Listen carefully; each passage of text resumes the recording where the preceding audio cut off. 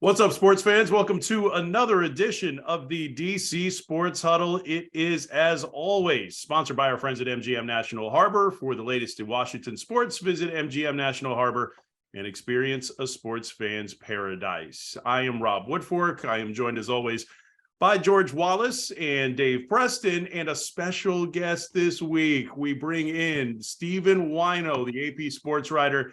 This is only our second time having a guest, so I want you to feel special, but also I want it out there so that this is a potential trivia question in the future. Thanks for joining us, Stephen. I'm very honored. Wait, to what? Be the answer of the trivia question, or to just he gets to be yes. The answer is yes. Yes. All the above. As the second guest, you are the George Lazenby of the huddle, as fate would have. And wait, now you met him, right? And now and Dave Preston already ended it with that line. So, but we will celebrate Dave Preston because he did sacrifice a good night's sleep in order to go see the Georgetown Hoyas end that horrible streak of 29 straight Big East losses spanning 682 days, I believe the number was. And Dave, what was your impressions on it? I mean, I think the first question is this the start of maybe a climb toward mediocrity? Mediocrity would actually be climb improvement over what we've seen. But is this a climb out of the hole or just a brief stay of execution? I think we'll find out Sunday when they go to St. John's. St. John's is the 8th place team in the Big East. They also play, Butler again in Big East play. So there are some wins out there for them. They do have a stretch where they play back-to-back ranked teams, I believe, in the second half of the season. So the rough part, there are no soft touches in the Big East schedule, with the exception of DePaul, with the exception of Butler and maybe St. John's. They play St. John's twice. They play Butler one more time. So there's a chance to pick up some wins with some low-hanging fruit. And this is a team that they led Villanova at one point, so they can beat the middle of the pack teams. I don't think they have what it takes to beat a Providence. I don't think they have what it takes to maybe beat a Marquette. But on any given night, all you have to do is believe. And I think over the last season, plus they, for whatever reason, maybe it's the chemistry, maybe it's having so many new guys in a program, this team hasn't had the belief. And I'm surprised on one level that they didn't blow that 12-point lead last night. They were up 75-63, minute 39 to play. They started clanging free throws. They started fouling when they had no business to. They started giving up threes. But credit to Coach Patrick Ewing and this team for continuing to go back onto that floor and continuing to try to end what has been a ridiculous slide, because it's not like the NFL where teams are engineered to go 9-8 or 8-9 nowadays. But in major college basketball, the way that rosters are set up, the way that you can bring guys in, you got to have it. There are at least 2 or 3 league wins every year baked into the equation. And that wasn't the case last year. I think they finished maybe with 4 or 5, maybe 6 wins if they're lucky in Big East play. That would mean they'd have to go 5-5 in the second half of the Big East season. I think that's a tall order right there, though. Yeah. Stephen Whyno, who, by the way, is also the author of Odd Man in hockey's Emergency Goalies and the Wildest One-Day Job in Sports. I wanted to plug your book. I meant to do it on the front end, so I'm just going to squeeze it in awkwardly here. So, Stephen Whyno, you've had to cover this Georgetown team throughout the season, even though they don't necessarily deserve the attention. What were your takeaways from the game? It was a good blip of happiness we're in a land of unhappiness with Georgetown, right? Like, it was Jack the Bulldog's birthday. They sang to him. Rich Chavakin got to do the Hoyas win thing. It was a moment of happiness for kind of a school and a program that really needed it.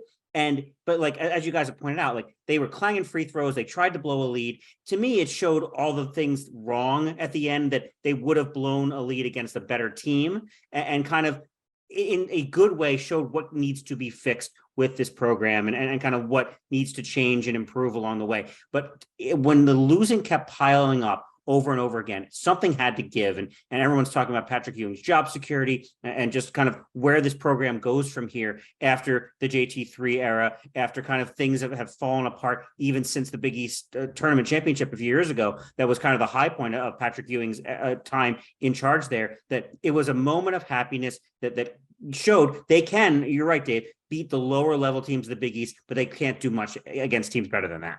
And that's the thing, is this used to be a national power. I'm old enough to remember when this team was in the national conscience and used to rule the Big East. I mean, you could go years without losing, decades without losing as many Big East games as they've lost consecutively under prior regimes. And even the JT3 era, I mean, that was a lot of long mediocrity, but that looks absolutely, that's like a utopia compared to what we've seen recently, George Wallace. So, I mean, how much longer are we going to see Patrick Ewing? Because it feels like the bar has been kind of, lowered for him somewhat.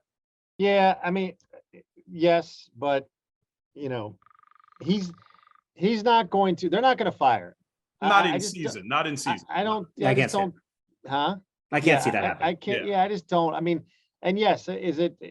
And if you're Patrick and you care about the school as much as he does and what you mean to the school, if it gets to a point you have a conversation, you say, look, it's just time for a new voice, I'm going to step aside. But as a competitor, yeah, he's going to want to try and fix it and get it to the top. Of course, he blew out his whole coaching staff last year. He basically have a whole new team this year. So, and it seems like he's got the support of everybody there. So I think if they play hard down the stretch here and you win a few more games and you kind of, have some sort of momentum going into the Big East tournament, a couple more wins. Now, look, you can't go 0 for the rest of the year. No, you can't. You can't do that, because then you got to have a serious conversation. But as Dave's mentioned, the schedule may play in their favor a little bit. You have a couple of wins, maybe get to the tournament, play hard, and then kind of regroup and give it another shot next year. But I don't see, unless they go 0 for the rest of the year, I don't see them blowing him out. So what's an acceptable number from here on out?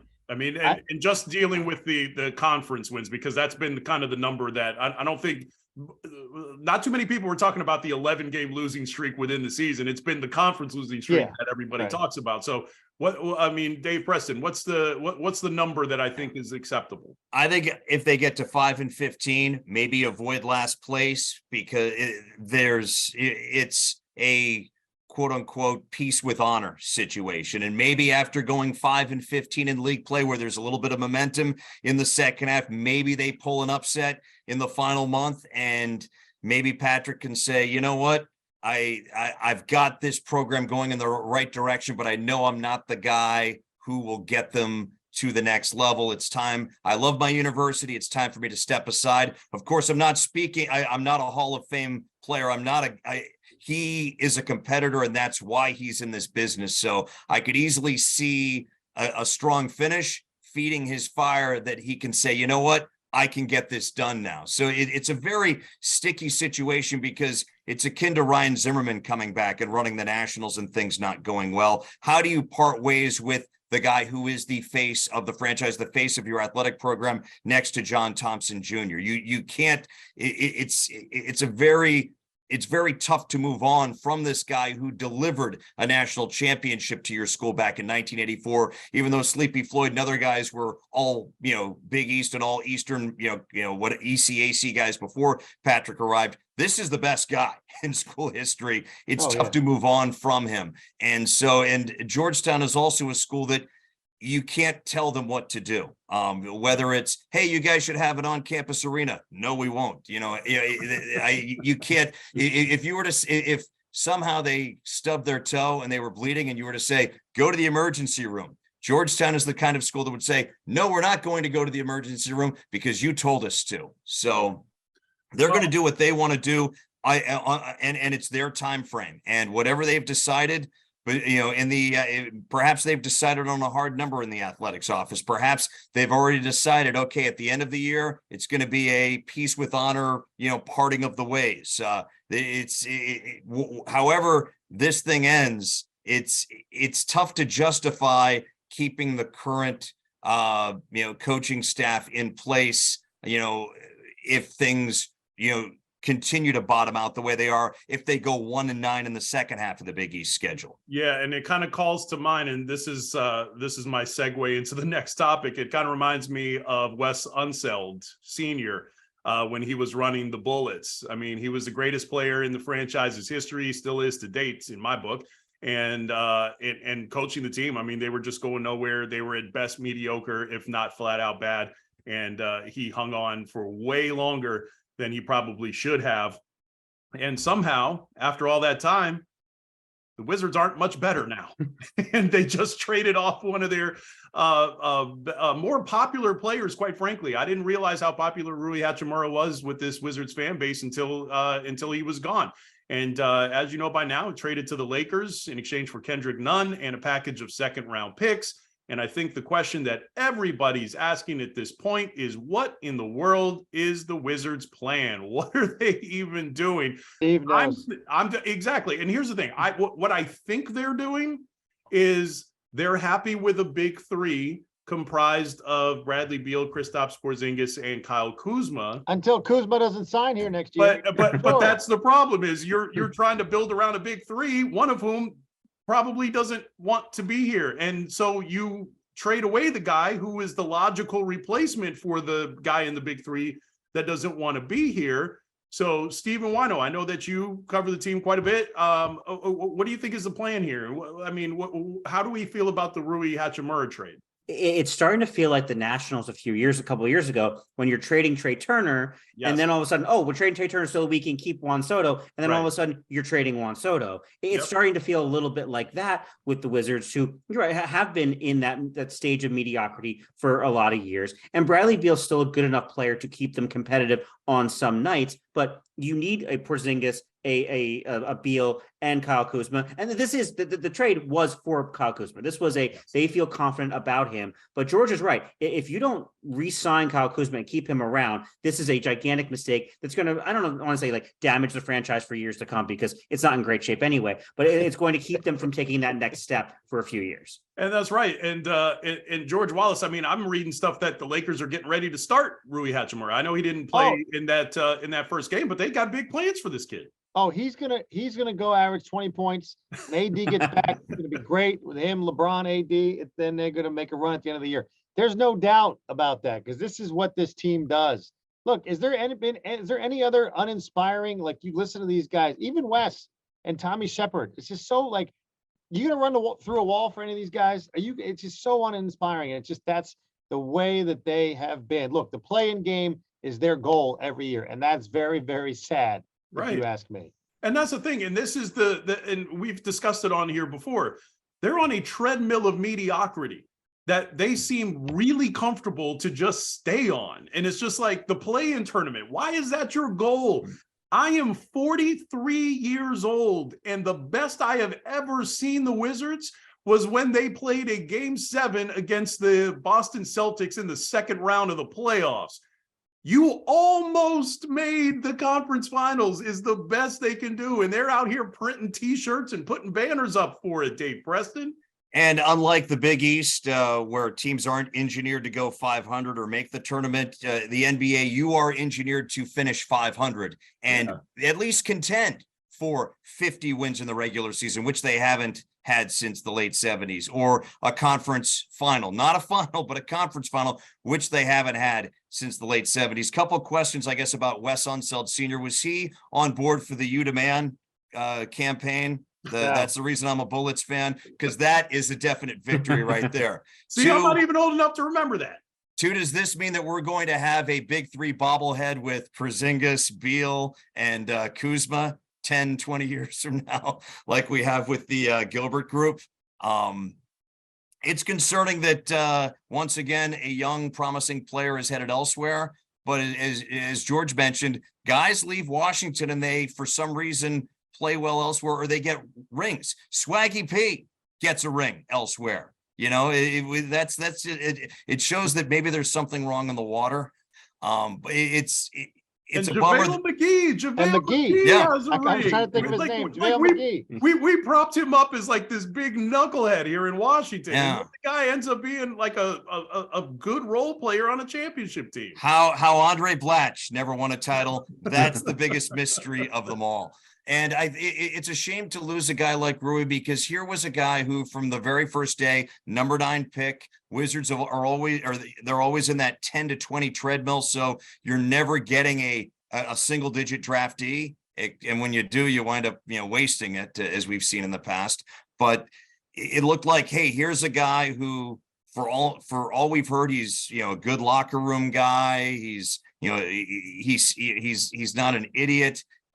He's popular, not just in the area, but overseas. In Japan, he gives this team a foothold in a foreign nation, opening up a market. And in an international city like Washington, you would think that we'd be able to attract all these free agents who have homes elsewhere, in other countries.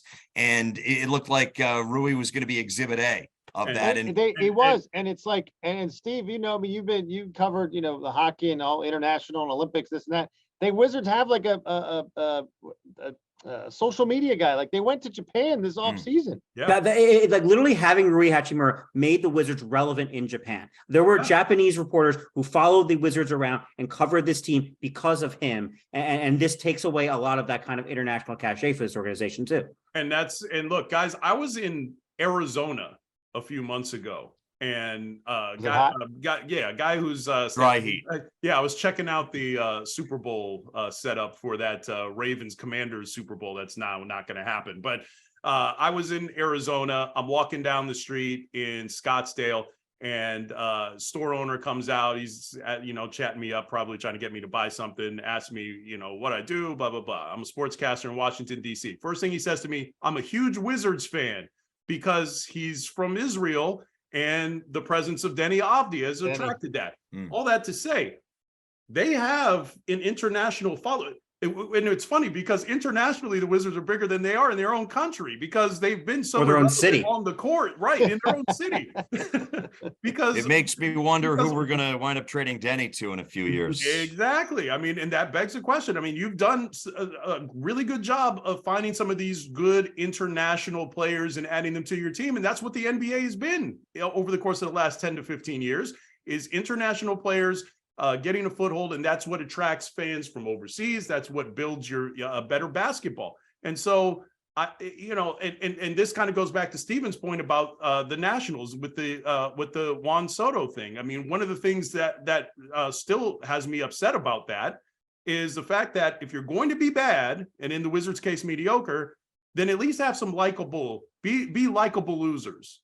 And so you're by trading away all these guys that people relate to and people have grown attached to, now you're just losing and now nobody's interested in going to see your product. But I think on the bright side, they've won 9 of 14. They're on the precipice. You hate to say they're on the precipice of postseason contention, but they're only one game out of 10th place. Okay, see, this is you take away that 10-game losing streak, and they're in the mix. This is the unbridled optimism that we miss from Dave Johnson on the show. So, but this is what's wrong. This is what's wrong. What he just said is exactly what's wrong with this organization. We're almost there. We got a few more pieces, and get that 3 to 5 years. And that's the thing. And then we'll re-sign Beal again. It's not even something like a 20-game win streak. He said they've won 9 out of 14. Hey, just like any good that should be a downturn for a really good team. You know what I'm saying? And that's like the best they do. Like that, we haven't even talked about the 10-game losing skid and all of that. So speaking of teams that lose, the Washington Commanders are still looking without. They still don't have an offensive coordinator. They had a couple more interviews this week. Wanted to well, first of all, George Wallace, before you go do your sportscast, what is there any movement on that front? Do we have a timeline as to when we think the team might pull the trigger on this? You just hear of a different interview each and every day. I'm a little concerned. I haven't heard Byron Leftwich's name. Yeah. Yeah. Who did he go? Steve, who did he go? We saw yesterday. Who did he go talk to? He did an interview somewhere. Obviously, local kid. I mean, probably Baltimore. The Ravens are interested in him. Clearly as a local guy, local guy to DC. Yeah, Byron Leftwich is, even despite what the Buccaneers did this year on offense, has to be a candidate for this team. You have to make that phone call. They interviewed Thomas Brown yesterday with the Rams. Look, the longer this kind of goes, for me, it feels like it's going to be Zampese, who's already on the staff. Now that's, again, like we've talked about a number of times, there are so many question marks right now, that I don't know who is going to, again, hitch your wagon to this staff in this situation, unless you're on. So that's why Zampese to me would make the most sense.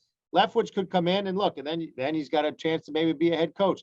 Previous guys that have been head coaches, I can see taking it maybe, and then maybe sliding into the big chair and impressing the new guy, the new owner. And then midway through the year, let's say something happens, Ron gets blown, whatever, then you could get the top spot. But I just don't know. I don't think you're gonna get a home run. I don't think you're gonna get one of the big names. And you've seen some of them already turn them down. Right. And Stephen Whyno, I'm going to get your thoughts on this because we talked about it at length last week. So I think Pat Shurmur is the best case scenario for them, not as a home run option, but because he's got ties to the current staff. He's got a good track record as an offensive coordinator in this league. And given the uncertainty with the ownership situation, just a 1-year audition or what have you, like he just needs to be in football and, gather up his resume. What do you think of that selection as the offensive coordinator, if it were to come to that? Rob, if you're trying to hit a base hit and a single on this job, then yes, Pat Shurmur is the guy. He's experienced, double, right? Right. Like he's the, just like Ron Rivera was when he got the job. He's the adult in the room. He's the stable guy with experience. I don't hate the Ken Zampese sort of option here as a possibility. Really? If you're going with Sam Howell, and this is only if Sam Howell is your guy, because you don't have to change necessarily the language of your offense. You can keep the system that he's learned in an entire year and get to see what he can do. Because look, chances are, unless this team takes a gigantic step forward, Ron Rivera is not the head coach of this team next year. Do you really want to try to make Sam Howell learn a different offense, different offensive language again, and then have to do it maybe a third time in 3 years if he's the guy? And I think this is the season to determine whether Sam Howell is the guy. And I would give a lot of respect to Ron Rivera if he says, okay, we're going to do everything we can, whether that's a running game, whether that's Pat Shurmur himself or Zampese, to give Sam Howell the best chance to succeed, even if it's not in Ron Rivera's best interest kind of long-term for himself, that for the franchise and setting this team up for success, that having someone who can take advantage of Sam Howell's skill set. And maybe that is Byron Leftwich. And obviously the local connection is important. What he was able to do with Tom Brady is important. And that was behind a patchwork offensive line. I can make excuses for Byron Leftwich as much as you want, but I think the goal of the offseason should be, whether it's the offensive coordinator, the offensive line, tight end situation, whatever happens with Logan Thomas, to put Sam Howell in the best position to succeed and show what he can do in the NFL. And that's the thing is, I don't think Byron Leftwich needs to be defended. I think that this past year was the aberration, and that was the outlier, as opposed to the guy coordinated an offense that won a Super Bowl and a very similar roster composition to what Washington has, in that it's very receiver driven.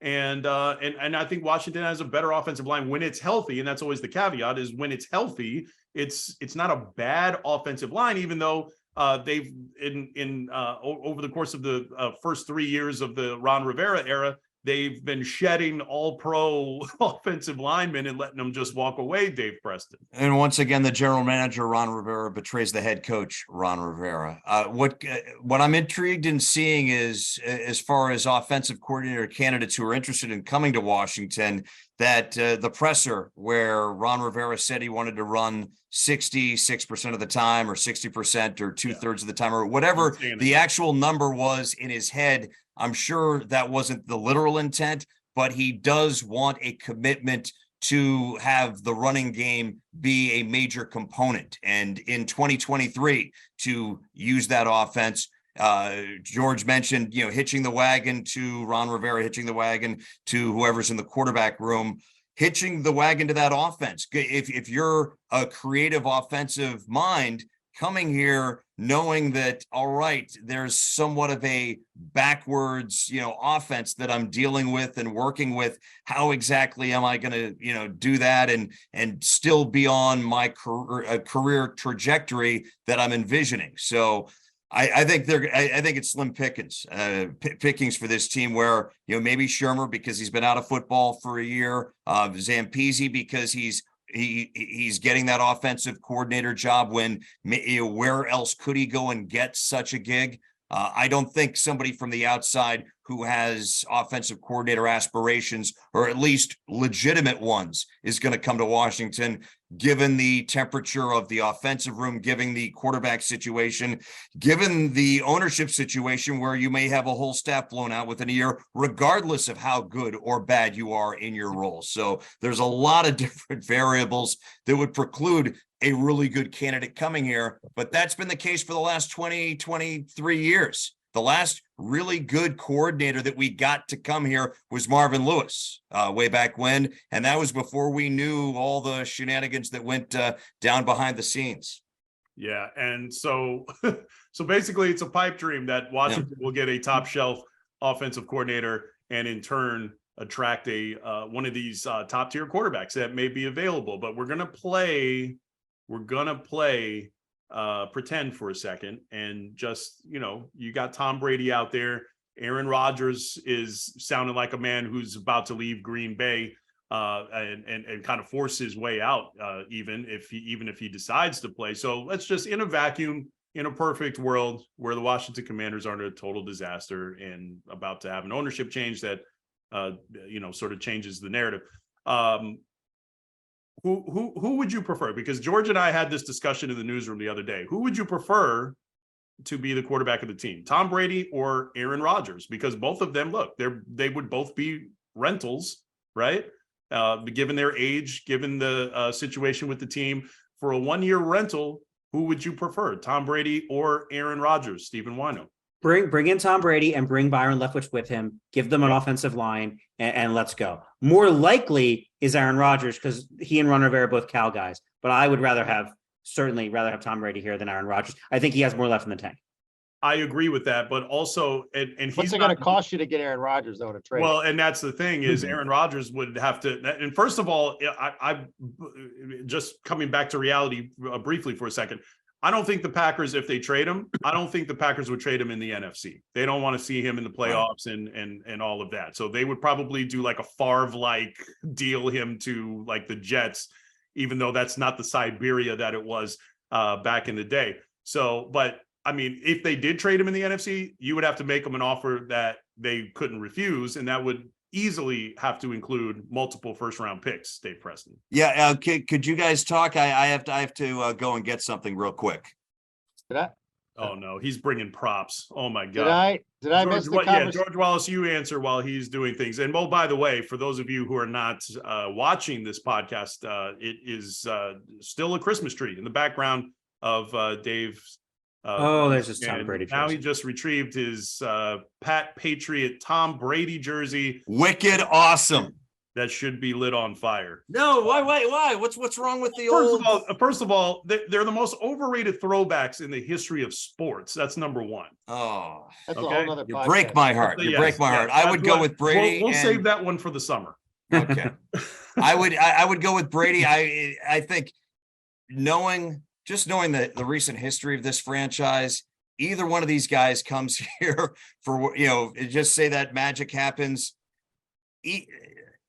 Whoever comes here, they will have a disastrous season like none other. That will be like, wow, I didn't know things could happen that bad for Tom Brady or Aaron Rodgers. Just knowing what happens to people who are smart, who come here, to people who aren't even smart, who come here and play football, who are involved. I could see that. I could see that happening to Aaron Rodgers. I cannot see that happening to Tom Brady. I think Tom Brady I think his mojo is so strong that it could overcome the Washington curse, George Wallace. Let's get selfish for a second, Mr. Whyno and myself. Who would we rather deal with in town as a quarterback, media-wise, and the cluster that is? Yeah. I'd rather deal with Taylor Heineke. Actually, if we're talking about who we're dealing with, I'd rather deal with Taylor Heineke. But Brady is still the answer here. I like that. So I think we all agree on Brady then, right? He's wicked awesome. All right. So we all agree on Brady, and we all agree that we're happy to have Associated Press sports writer Stephen Whyno with us. He's also the author of Odd Man In, Hockey's Emergency Goalies and the Wildest One-Day Job in Sports. Tell us a little bit about the book, You just It's- happen to have it sitting there. I just happen to have it sitting here. Yeah, I mean, it was just right there. Copies available. Just someone call me. I'm selling out of the trunk of my car. It's about emergency backup goalies. Like, there's no other thing in sports where you literally have a guy sitting in the stands who can come in and play in that league. Like, if Brady and Rodgers are playing in a game and both get hurt, you don't have a D3 quarterback in the stands. The fact that hockey has this thing, it's the craziest, stupidest, most wonderful thing in sports. So I wrote a story about it a few years ago. I wrote a book about it. And I hope people enjoy the stories of kind of these regular guys who weren't in the NHL and wound up playing games, or at least took warm-ups or whatever in an NHL game. And we had one. We had one with the Capitals a few Caps, years right? ago, Yeah. The Caps have had a couple of them. Brett Leonhardt, who's now their video coach, dressed for warm-ups in a game, I think 15 years ago at this point, and got to take shots from Alex Ovechkin and Nicholas Backstrom and those guys, and Gavin McHale in Winnipeg, dressed 3 months before they won the Stanley Cup. He's in their locker room celebrating a win in Winnipeg, and all of a sudden he watches his teammates for a night win the Stanley Cup. That's pretty cool. Yeah, that's Stephen, awesome. maybe what's when you research this book and you're talking to tons of people, what was there one thing about it that surprised even you, as you've heard all these legends and all these things? It was weird how all these guys who have this job of being an emergency backup goalie, how differently they all approached it. There were guys who went about their day jobs and just kind of went to the gym and did their thing and just went to the arena and then went home. And there were guys who literally couldn't work all day, and they were freaking out all day about just the idea of even being in the arena and being 2 injuries away, and just how intense that situation is.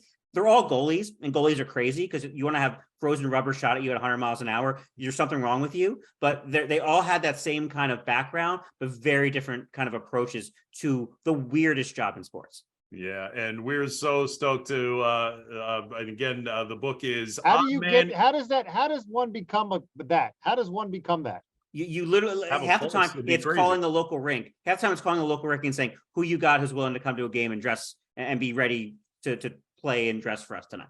Wow.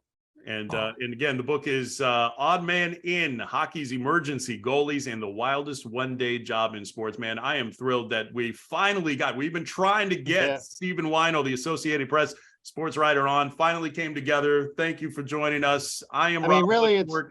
He's been doing this book tour so long. We can put it that way, or we can just say it's been our fault for not getting him on last month because we're dealing with this football team locally. Oh, yeah. We just Yeah, haven't had time. the important thing is, George, you and I are in Richmond this summer somehow, some way. Listen, that is boy. the only thing that matters. Forget Arizona. Forget Arizona for the owners' meetings if there's a new owner. Richmond is where it has to be. Oh boy. All right. And that again is George Wallace, who interrupted my outs. That is Dave Preston. Again, Stephen Whyno, thanks for joining us. Rob Woodfork signing off on another DC Sports Huddle sponsored by MGM National Harbor. For the latest in Washington sports, visit MGM National Harbor and experience a sports fan's paradise. And once again, we are, and hopefully Stephen joins us because George doesn't, we're breaking the huddle.